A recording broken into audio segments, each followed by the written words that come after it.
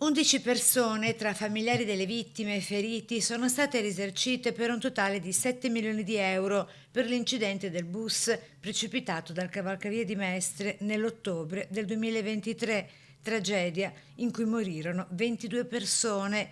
A renderlo noto il gruppo OGS, che ha assistito 8 famiglie e 3 sopravvissuti dopo lo schianto.